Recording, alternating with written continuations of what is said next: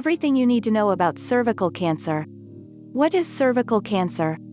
Cervical cancer is a type of cancer that starts in the cervix. The cervix is a hollow cylinder that connects the lower part of a woman's uterus to her vagina. Most cervical cancers begin in cells on the surface of the cervix. Cervical cancer was once a leading cause of death among American women. That has changed since screening tests became widely available. Symptoms of cervical cancer.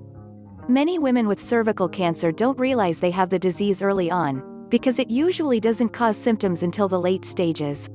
When symptoms do appear, they're easily mistaken for common conditions like menstrual periods and urinary tract infections, UTIs. Typical cervical cancer symptoms are unusual bleeding, such as in between periods, after sex, or after menopause. Vaginal discharge that looks or smells different than usual, pain in the pelvis. Needing to urinate more often, pain during urination. If you notice any of these symptoms, see your doctor for an exam. Cervical cancer causes. Most cervical cancer cases are caused by the sexually transmitted human papillomavirus, HPV. This is the same virus that causes genital warts. There are about 100 different strains of HPV. Only certain types cause cervical cancer. The two types that most commonly cause cancer are HPV-16 and HPV-18. Being infected with a cancer-causing strain of HPV doesn't mean you'll get cervical cancer. Your immune system eliminates the vast majority of HPV infections, often within 2 years. HPV can also cause other cancers in women and men. These include vulvar cancer, vaginal cancer, penile cancer, anal cancer, rectal cancer, throat cancer. HPV is a very common infection. Cervical cancer treatment. Cervical cancer is very treatable if you catch it early. The 4 main treatments are surgery, radiation therapy, chemotherapy, targeted therapy. Sometimes these treatments are combined to make them more effective. Surgery.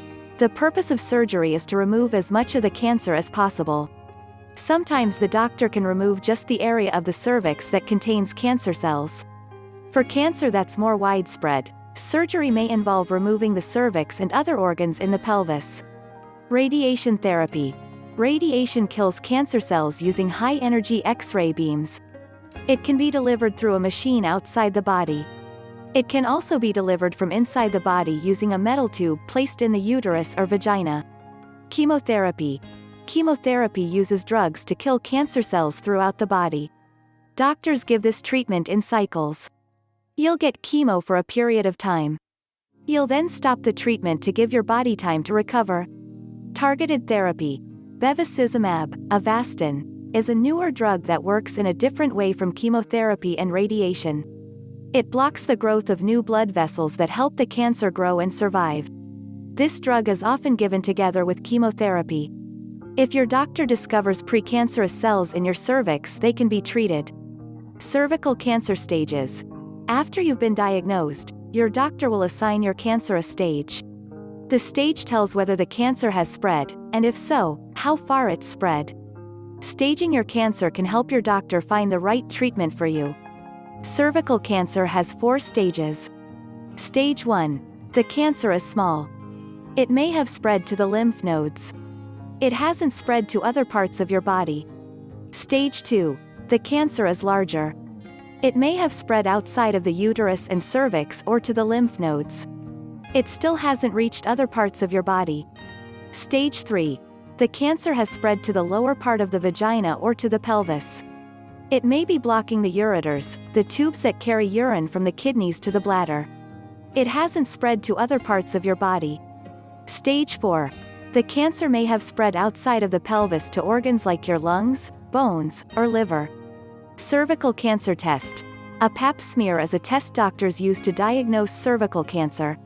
To perform this test, your doctor collects a sample of cells from the surface of your cervix. These cells are then sent to a lab to be tested for precancerous or cancerous changes. If these changes are found, your doctor may suggest a colposcopy, a procedure for examining your cervix. During this test, your doctor might take a biopsy, which is a sample of cervical cells. The U.S. Preventive Services Task Force, USPSTF, recommends the following screening schedule for women by age. Ages 21 to 29. Get a pap smear once every 3 years. Ages 30 to 65. Get a pap smear once every 3 years. Get a high-risk HRHPV test every 5 years, or get a pap smear plus HRHPV test every 5 years. Cervical cancer risk factors. HPV is the biggest risk for cervical cancer. Other factors that can also increase your risk include human immunodeficiency virus, HIV, chlamydia, smoking, obesity, a family history of cervical cancer, a diet low in fruits and vegetables, taking birth control pills, having 3 full-term pregnancies, being younger than 17 when you got pregnant for the first time.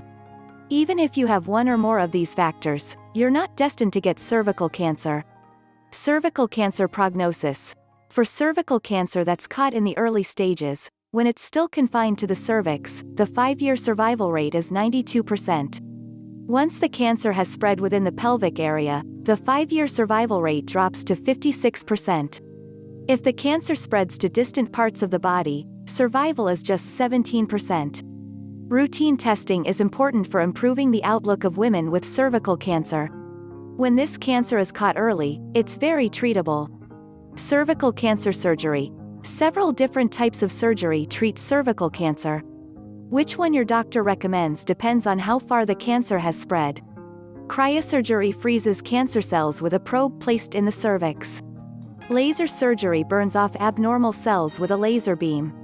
Conization removes a cone-shaped section of the cervix using a surgical knife, laser, or a thin wire heated by electricity. Hysterectomy removes the entire uterus and cervix.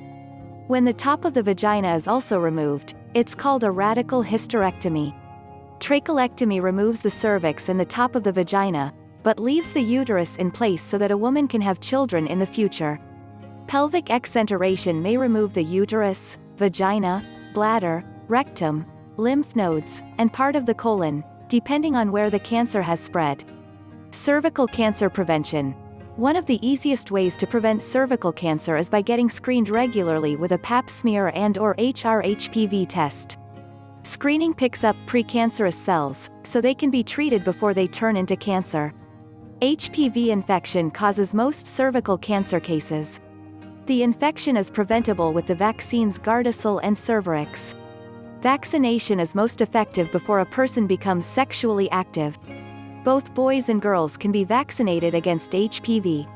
Here are a few other ways you can reduce your risk of HPV and cervical cancer. Limit the number of sexual partners you have. Always use a condom or other barrier method when you have vaginal, oral, or anal sex. An abnormal pap smear result indicates you have precancerous cells in your cervix. Cervical cancer statistics. Here are some key statistics about cervical cancer. The American Cancer Society estimates that in 2019, approximately 13,170 American women will be diagnosed with cervical cancer and 4,250 will die from the disease. Most cases will be diagnosed in women between the ages of 35 and 44. Hispanic women are the most likely ethnic group to get cervical cancer in the United States. American Indians and Alaskan Natives have the lowest rates. The death rate from cervical cancer has dropped over the years. From 2002 to 2016, the number of deaths was 2.3 per 100,000 women per year. In part, this decline was due to improved screening. Cervical cancer and pregnancy. It's rare to get diagnosed with cervical cancer while you're pregnant, but it can happen. Most cancers found during pregnancy are discovered at an early stage. Treating cancer while you're pregnant can be complicated. Your doctor can help you decide on a treatment based on the stage of your cancer and how far along you're in your pregnancy. If the cancer is at a very early stage, you may be able to wait to deliver before starting treatment. For a case of more advanced cancer where treatment requires a hysterectomy or radiation, you'll need to decide whether to continue the pregnancy. Doctors will try to deliver your baby as soon as it can survive outside the womb.